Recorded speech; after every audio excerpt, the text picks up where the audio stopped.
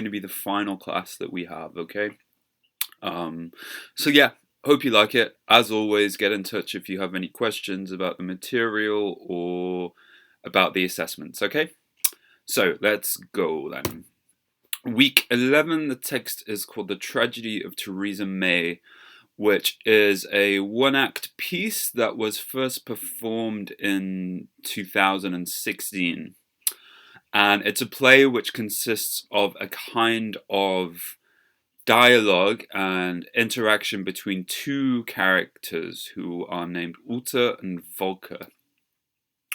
Ute begins the play by singing a kind of distorted version of Stand By Your Man, the famous pop song, and she's holding a mask of Theresa May, the British Conservative politician, in front of her face. You can see this if you watch the YouTube performance, okay? Which I would really recommend that you do, even though it's not that clear. It will give you a much better sense of what's happening in the play and its kind of comedy and its absurdity than you would get by just reading the script, even though I would also recommend that you read the script because I think the writing in the script is really, really great. But yeah, Ute gives this kind of sings a song holding the mask of Theresa May in front of her face, and then she introduces herself as an impersonator and says that she's in a singing competition with Volker. Volker then tries to participate in the competition and gives a kind of quite long, quite strange, and quite frenetic monologue, which is based in part on Samuel Beckett's Not I, which is again, I guess it could be described as a one-act play, but it's essentially just a monologue spoken by a mouth, which you can see, which again I've linked on the eCampus. So Ute then insists to Volker that this monologue is not a song, but gives Volker a chance to redeem themselves by performing a play which will show her love for Ute. This fails again because Ute does not like the play that Volker performs, and then from this point on, the relationship between the two begins to deteriorate. Ute says that she will sack Volker, so Volker will no longer be a work for Ute, and Volker becomes furious at this point and says that sacking is murder with a time delay. At this point, Volker begins to attack Ute directly, says that she should die at the end. However, Volker realizes that she can't live without Ute, and she herself dies. And then finally, before Ute passes away, she kind of regrets, she gives this regret. She says that she should never have tried to imitate Theresa May. She would never have been good enough to do so. And then she herself kind of dies or is extinguished in some way. The whole play is deliberately quite surreal. It's quite abstract. It's not clear, for example, whether Volker is a person or a horse person. But at the same time, what I want to argue is that the play is also exploring quite concrete kinds of economic and class relations. And we can talk about this, first of all, by talking about the history, the immediate social context of the play, which is obviously a context in which Theresa May is dominant. So we will talk about her. Okay. So Theresa May, there she is, looking radiant as always, was Prime Minister of the UK from 2016 to 2019. Historical trivia, became Prime Minister on the day after the first London performance of Jeschke and Benon's play. And she rose to power in the wake of the 2016 Brexit referendum and the victory for Vote Leave, which I'm sure that you guys know about. I'm not going to go on about. But it was this referendum which led to the resignation of the then Prime Minister David Cameron, who had openly backed kind of the campaign to remain in the EU. So Theresa May kind of became Prime Minister as a result of the failure of the of the Remain campaign, and because Cameron was associated with this campaign, he was adjudged to need to go, essentially needed to resign. But the play that Yeshka and Benon's play is more about May's time as Home Secretary, which she was from 2010 to 2016, in which she was not only an advocate of the austerity policies pursued first of all by the coalition government in the UK and then by the Conservative government on its own. But she was also the primary architect of what is known as the hostile environment. And this term refers to a series of immigration reforms which were explicitly designed to make life increasingly difficult for European and non-European immigrants and asylum seekers living in the UK, in the hope that they would leave the country. So the Conservatives kind of had a consistent refrain throughout their political campaigns that they would reduce immigration, and one of the ways in which they wanted to reduce immigration was by essentially just making life hard and miserable and stressful for people who were living in the UK who were not UK citizens. And the hostile environment, so to speak, was supposed to be this. Life was intended to be difficult. There was a kind of deliberate cruelty, and there still is a very deliberate cruelty being inflicted on non-UK citizens by policy. And May herself spoke openly about being in favour of deportation, which could often involve unexpected arrest and detainment in detention centres, which were essentially very miserable prisons where people could be held more or less indefinitely before they were taken out of the country permanently. And the kind of rhetoric that we get with the hostile environment is directly linked to increases in violent attacks against non-UK citizens, and also to increasing precarity amongst immigrant communities. And this is really something which we see playing out in Yeshka and Benon's piece, because not only were immigrants, or are immigrants now, much more vulnerable to deportation than they would have been, there's also, this plays into the potential for extremely exploitative, hyper-exploitative, in fact, labour practices in the UK, because employers are now able to take advantage of the fear that immigrants live in, of deportation and of a lack of access to state support, to essentially break the law when it comes to things like the minimum wage and working hours and basic workers' rights.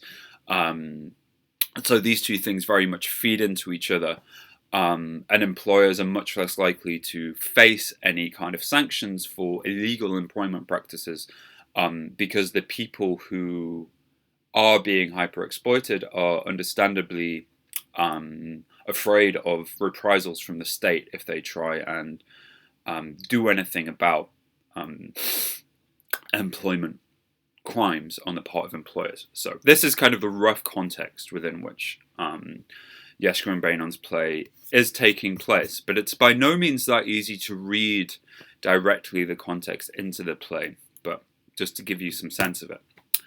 So May is described in Volker's play, so the play that Volker performs for Ute, after she is kind of given this one final chance to please Ute, as conducting outstanding acts of impersonal rage and as a grim theatre genius. However, she doesn't really feature as a character in the play, so we get these kind of references to her. She's also mentioned in Volker's monologue. She found herself in the darkness made darkness, May's darkness, the darkness made by May, the darkness made my May made darkness. So we get this kind of frenetic sense that Theresa May is functioning almost as a kind of dark power which is orchestrating the world in which Volker exists. And then later on we have reference to her as the grim theatre genius. Because if she can bring a nation and all its desperate satellites to full-body tears through so many acts of outstanding personal rage, then the National's a decoy and she's a grim theatre genius. So again, we have this kind of image of Theresa May as this extremely powerful but not easily locatable presence in the play. But she never speaks in the play and she's never featured directly as a character, but she's somehow kind of working behind the scenes. And as I say here, her personality as a public figure and the influence of her policies as Home Secretary are present throughout the play. It's felt first of all in the character of Ute, who claims that she wants to impersonate May. She's holding the mask of Theresa May when she's singing, and she claims to be kind of deeply proud at several points of her ability to do so. She says that she is, quote unquote, all but the real thing. And we also have the kind of refrain, I am Theresa May and I have a good job, which linguistically is intended to be very funny, but also kind of sums up both the banality and the brutality, I think, of Theresa May as it's present in the play and as it's present in reality, actually. And she kind of forms a model for the behavior to which Ute aspires, although at the same time, Ute knows that she will never really be like her. So yeah, rather than being a kind of top-level politician, rather than being a prime minister or a member of the cabinet, Ute is like a boss or a manager. So she's a kind of higher than a mere worker, but she's not especially successful, we find out as the kind of play develops. And Volker is a kind of entry-level worker. And the dialogue between the two characters is kind of read, I think can be read and can be experienced and seen as a kind of absurdist, surreal, but also quite precise illustration of the different perspectives and feelings associated with these two kind of economic positions. So the position of the employer and the position of the worker. And in this way, I think one reference that we can have in our minds is a reference from Marx in the preface, his first preface to Capital, in which he says that characters in the book, characters in his study of political economy, will be dealt with insofar as they are personifications of economic categories, the bearers of particular class relations and interests. So what we get in Capital, which is a book that I know because, I know Jeske and Beynon, and I know that they have both read this book in detail and they've been influenced by it, is this idea that you get these kind of characters and you get these figures who appear in Capital. So you get the figure of the bourgeoisie and you get the figure of the worker. But they're not really intended to be real people. What they're intended to be is a kind of mouth for the class relations and the economic relations which enact themselves through these characters. And I think we see partly something similar happening in the tragedy of Theresa May. So on the one hand, we can see Ute and Volker as kind of absurdist versions of real people, but we also see the way in which they represent different class interests and the manner in which their behavior is mediated by these interests, especially when it comes to the kind of rules governing both employment and love. So think about the kind of way in which Ute at the start of the play is very keen on competition, but also the way that the competition has to have very strict rules. And think about the way that Volker both tries to adhere to these rules, but somehow can't. And we can start seeing the way in which Jeske and Beynon both want to personify economic categories through their characters, but also show kind of how this personification actually is never quite complete, or how how feelings of love and anger continue to persist within these relations. And we'll talk more about this in a minute. So yeah, much of the play is comedy and tragedy, and I do think the play is a tragedy, but we can think about how I'll ask you guys to think about how, if you want to engage with the play, comes from the way in which the characters' behavior and even their feelings of love are kind of mediated and changed by the kind of personifications of the categories. Sorry, I'll actually just write this in now. End of the semester. Yeah, typos, tired. I'm sure you guys are feeling it too. So yeah, while at times these feelings appear to be genuine, neither character is able to divorce their feelings from their economic status and the role that they play as either employer or worker. So not only does this status lay down rules for how they can behave and how they can express themselves, but it also seems to kind of determine how these feelings have developed previously, actually. So we see Uta talk about how she fell in love with Volker when they first found each other. And when Uta is describing her love for Volker, she says, "You know, there was suddenly this fine beast just waiting for me. I guess it could have been any old beast, any old Volker, but still it was so real, not exactly symbiotic, but certainly love. So we both gasped before the end point and we both said together, wahoo, in these service times, someone else made of flesh. I'm like you, kind of." So we get this sense that Uta sees Volker as kind of pre-made for her, and Volker could have been anyone, but Uta happened to find her. And that's kind of the way that Uta understands what love is. And then at the same time, when we see Volker's monologue, we see kind of how, first of all, just look at it on the page, we see how much more frenetic, how much more disjointed and pained it is. But we also see the text kind of, when she met Uta, middle manager who hired her, imagine, hired Volker, employment, oh, brutal employment, gave her a contract, put her in, hot, hard Uta, semi-burning star, Volker's destiny, so unreachable, yet so close. Uta, I love you, face burning, I work for you, love you, breathless in love, you are my life, etc., etc., etc., etc. And then she says, love you, love you, love you, however many times. This experience of love for Volker is totally predicated on an experience of employment, an experience of being put to use. She kind of sees Uta as this quasi-messianic figure who saves her by employing her. And obviously this is a very exaggerated version of something like a labor relationship, but at the same time we could just see how the ideas of love for these two characters are completely mediated by their economic positions, and they don't necessarily see this, they don't necessarily understand the way in which what they're feeling is determined by their kind of class position. And we know when we think about tragedy that it's simultaneously watching people do things that bring about their own downfall, but also knowing that they might not be fully aware that what they're doing will do this, and that they're doing it as a result of who they are as people.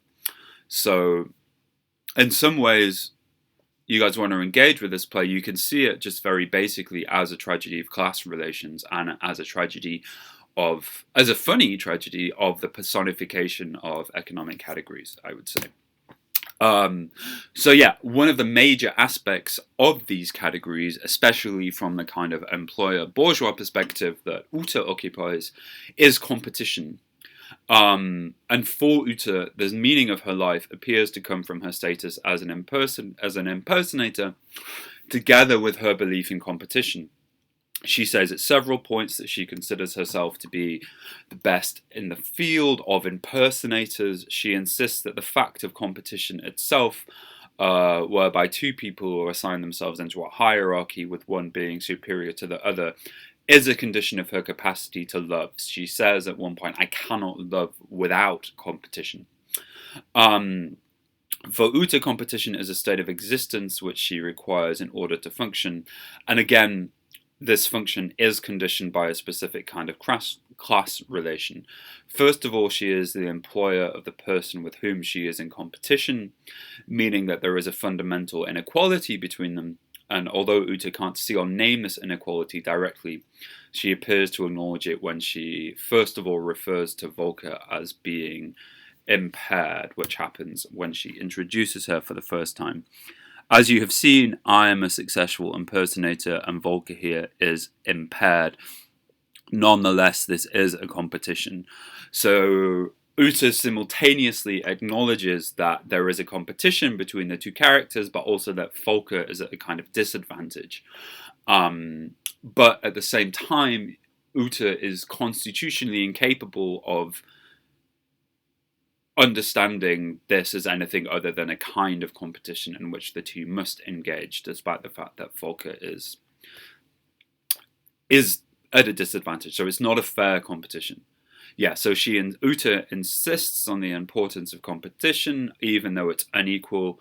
Volker spends almost all of her time on all fours, and their own downfall comes about through the fact that they do not understand the rules of the competition in which they are taking part. So we see this in the opening monologue of Volker, which Uta kind of describes as not a song. Again, that's a very funny moment in the play, but after that she gives Volker a chance to redeem herself by performing a play about how much she loves her.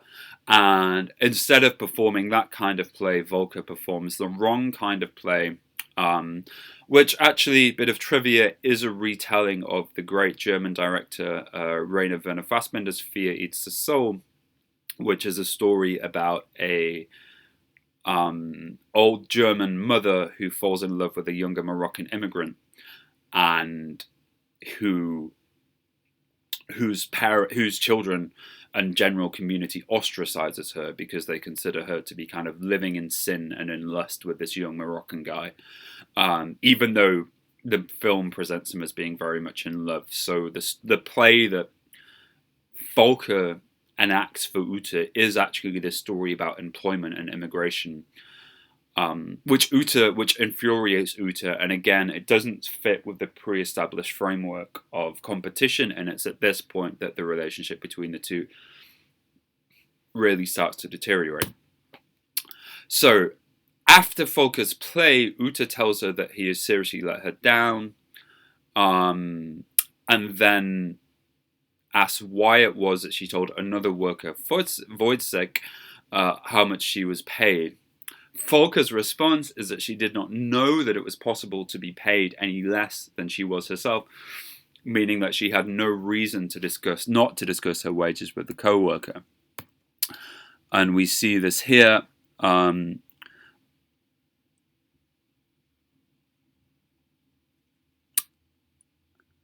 Uta says, "Why did you tell Wojciech how much I pay you?"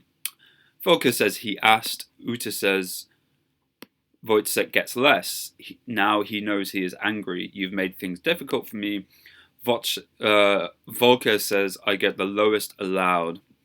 I didn't know how anyone got less than the lowest. I could not foresee his rage, which I love.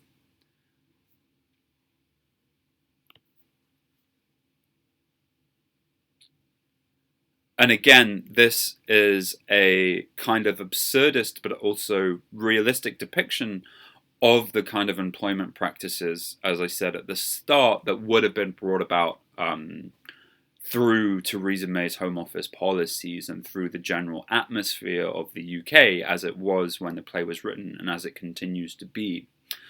But notice the way in which Uta responds with these kind of moral categories. She responds by saying, he is a very bad worker, late and slow. Volker responds by saying it is the minimum. Uta responds by saying, where am I to get the resources to pay this fool enough? I am not made of money, he is.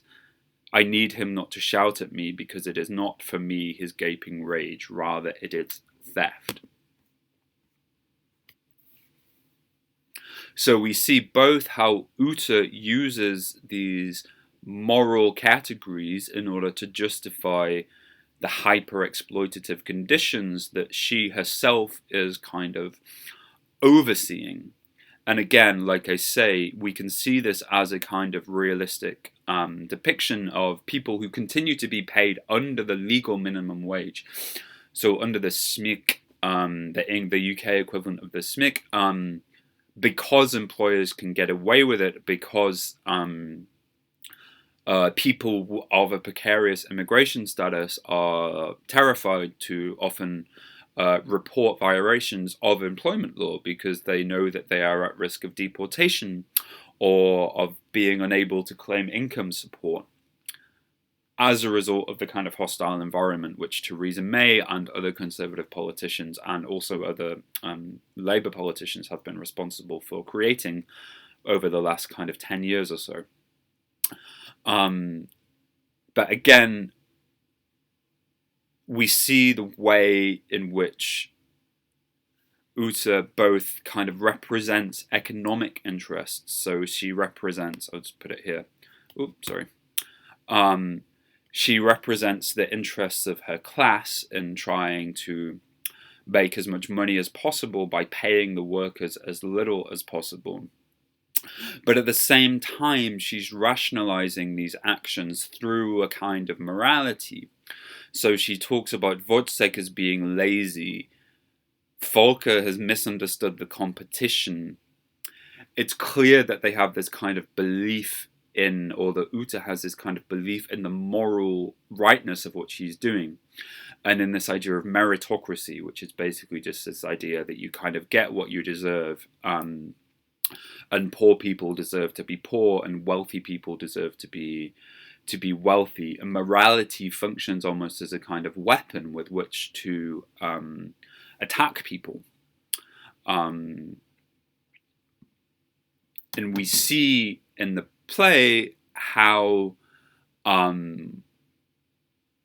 this morality functions in terms of a kind of class relation. So it functions to justify and to legitimate Uta's actions throughout the play. The final section of the play, after Uta fires Volker, shows Volker turning on her employer. So she attacks her employer for her desires to be in control and accuses her of selling out people in a slightly worse position than she is, simply so that she can enjoy a minimal amount of extra power and responsibility. Let's just look this bit up. She calls her... there's this, I think, hilarious bit in the play, but also very moving bit when Volker starts calling Uta a minibus, centaur miniature boss. I do not know why you do all that. For 10p more and a slap on the back. For 10p more and a knife up your crack. Slice, slice. Why you've got to be so nice. Nice to the boy, but actually super cruel to us like the whole time. I just feel pity, even when you act so shitty. But no, pity's your whip, crack, crack. We work hard, fast wearing down our mini arse. So you, this is what we think of you. Strict-lipped, well-used sycophant, upward smiling grimace face, aspirant jumped up, keen, little sucked-up miniature police, semi-flaccid shard, servant, ruler, servant, you. I half hope you do die, you fucking mini dick flesh itch. So Volker has this kind of incandescent rage towards Uta. She describes her as being kind of pathetic, as this kind of employer who just wants power, even the kind of tiny amounts of power that she would be given as a kind of manager who was in charge of workers. And obviously Uta thinks of herself as being almost like Theresa May. But what we see in this part of the play is that Volker really kind of attacks her employer for being pathetic, for being almost nothing, for only getting paid 10p more than the workers that she thinks that she's better than. And we see here that Volker's love, as it's been expressed earlier in the play, has changed to hatred, and Uta is reduced to despair at her workers' insensitivity. And this assertion, it begins with kind of Volker's insistence that sacking is murder with a time delay, which happens earlier in the play.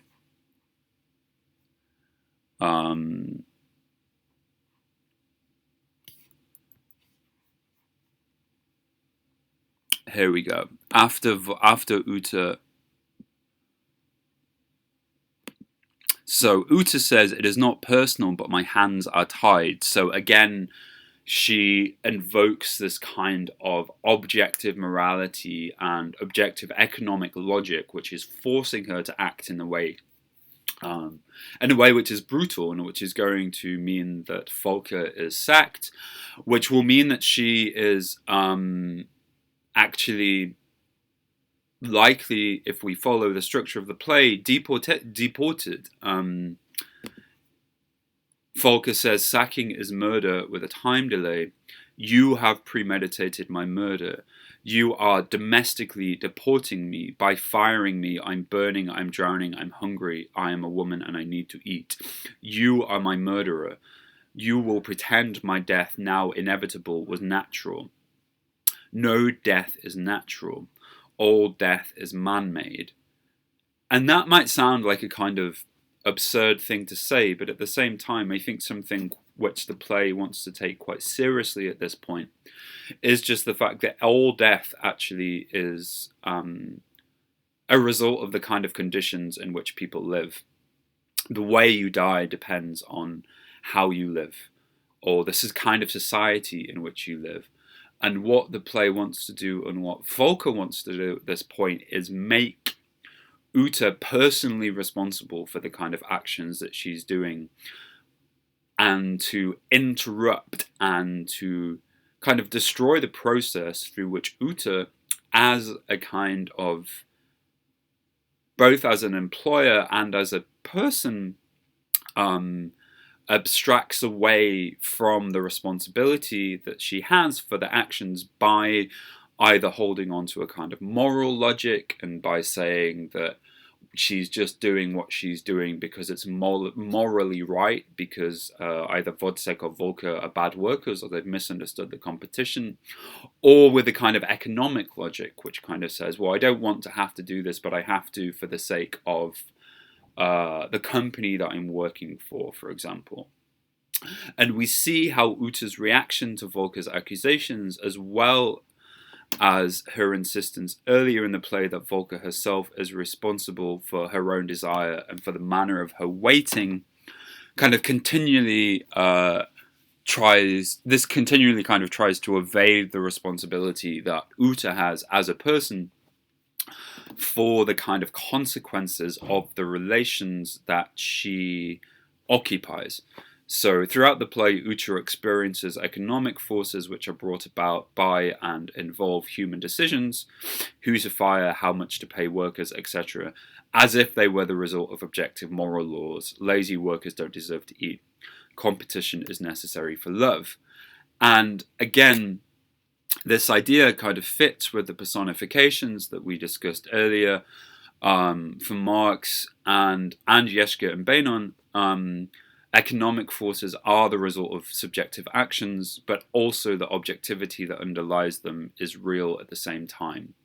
So it would be wrong to say that Uta could simply change her mind and decide to behave differently, because in order to preserve her own status, Uta is forced to act in a way which is kind of uncaring and which obeys the laws of competition in some way. And this might be finally how we kind of get the tragedy of the play emerging.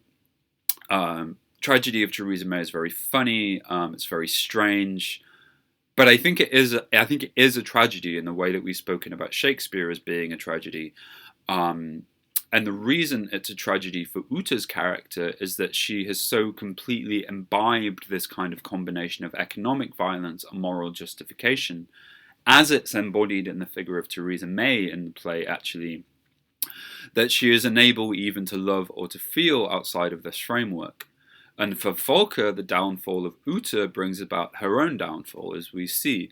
While Volker savagely mocks her employer for the emotional insecurity, minibus, centaur miniature bus, which drove her to pursue a position of relative but still insignificant power, Volker is also forced to admit that she does love Uta, and this love is evident in the desperate emotion of Volker's initial monologue. Remember that love you, love you, love you, love you, love you. But also in her despairing words as she dies. So we can see this right at the end of the play. And now once Uta kind of says she's dead, Volker becomes very sad and says, "I've killed my slightly richer, tired sister. In a moment of uncontrolled rage, I've killed the person I love, the person who was kind to me, employing me. Uta, Uta, Uta, can she no longer hear me?" And we have this kind of, while it appears in some sense as if Volker has finally managed to assert herself and has kind of escaped out of the economic relation in which which had previously kind of defined her life, up to and including the feeling of love, the end of the play shows us that actually she hasn't broken out of this relation. It's not as simple as that. And she's still kind of stuck within it, and she still feels the kind of love which she felt when Uta employed her for the first time. So yeah, just as Uta is unable to think outside of the morality of her own class position, Volker is unable to fully overcome her own position as a worker, which is defined in some ways by her position, by the love that she feels for her employer. So I would argue finally that the play can be read as a kind of tragedy of economic positions.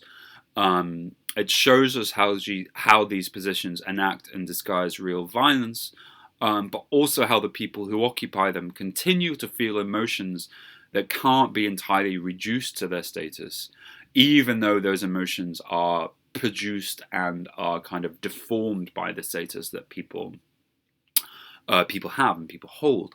So both the comedy and, I think, the real tragedy of the play emerges from the way in which these feelings of love and devotion are formed through and as a result of unequal social relations which persist between the characters. At the same time, however, it shows us that these relations persist without ever becoming impersonal enough to completely do away with feelings of love, anger, and attachment. And actually, it's the way in which these kind of disappointed feelings of love attack the kind of social relations, which causes the downfall of the kind of reciprocal relationship between Uta and Volker, at the same time that the persistence of these feelings also means that neither Volker or Uta are able to exist outside of the relations themselves. So there's a kind of double bind here. That makes sense. Hope it does a little bit. Okay, guys, so tasks for the week. This is the last text we're going to be looking at. This is the last class, so I really hope that you've enjoyed them, that you've gotten something out of them. You should have an idea now of what you want to look at for your oral and for your written assignments. Make sure you read the instructions before you start working on them, and email me if you have any questions. And yeah, if you want to work on the tragedy of Theresa May, which I hope some of you will, because I think it's great. I think it's a wonderful piece of contemporary theatre. I think, so yeah, something that would be useful would be for you to think about the ways in which it maybe recalls the different couples which we've already looked at on the course. So one useful task, I think, would be for you to write down 3 features of the relationship between Volker and Uta and compare these 3 features to any of the couples which we've looked at.